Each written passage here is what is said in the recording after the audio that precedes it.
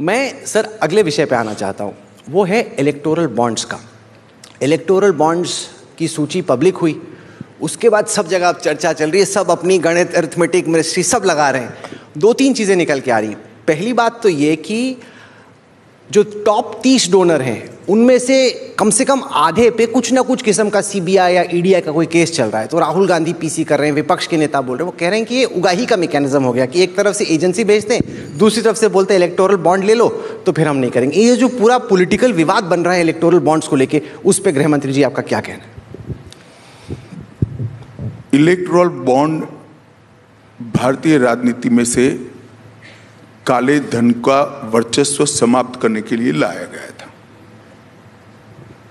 Supreme court जो फैसला देती है वो सबको मानना होता है, मैं इस पर कोई टिप्पणी करना नहीं चाहता। अभी भी सुप्रीम कोर्ट में सोमवार को सुनवाई होनी है। मैं सुप्रीम कोर्ट के फैसले पर कोई टिप्पणी नहीं करता।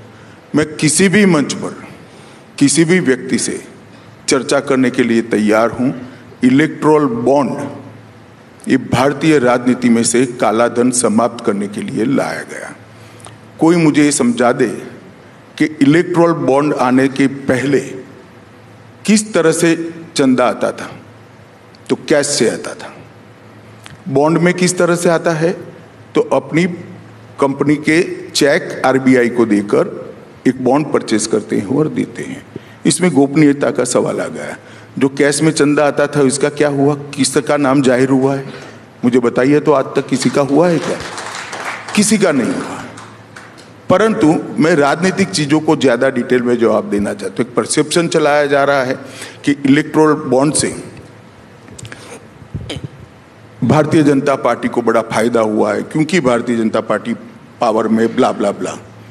और अभी राहुल गांधी ने तो स्टेटमेंट कर दिया कि दुनिया की सबसे बड़ी उगाही का अगर कोई जरिया है तो इलेक्टोरल बॉन्ड है। मालूम नहीं इनको कौन ये सब लिख कर देता है। मैं पोजीशन आज देश की जनता के सामने स्पष्ट कर देना चाहता हूं। भारतीय जनता पार्टी को अप्रोक्सीमेटली 6000 करोड़ के बॉन्ड मिले हैं। टोटल बॉन्ड 20,000 करोड़ के हैं। तो 14,000 करोड़ के बॉन्ड कहां गए? मैं बताता हूं।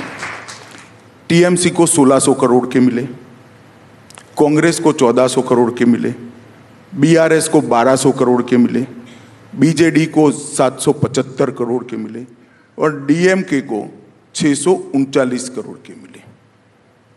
अब अगर 13 राज्यों में और 303 सांसद, 11 करोड़ मेंबरशिप वाली पार्टी और देश के सभी यूनिट में पार्टी का योग मिला ले, इन लोगों का इतना करे। मानो कांग्रेस में अभी 35 सांसद है, उनके 300 हो तो क्या हो?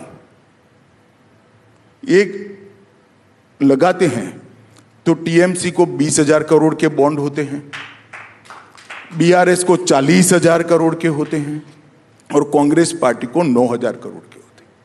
मैं प्रोरेटा की बात कर रहा हूं। देश में हमारे 303 सांसद है, हमें 6,000 करोड़ के बॉन्ड मिले हैं और 242 सांसद जिन पार्टियों का है, इसको 14,000 करोड़ के बॉन्ड निकले। क्या शोर शराबा कर रहे हो भाई?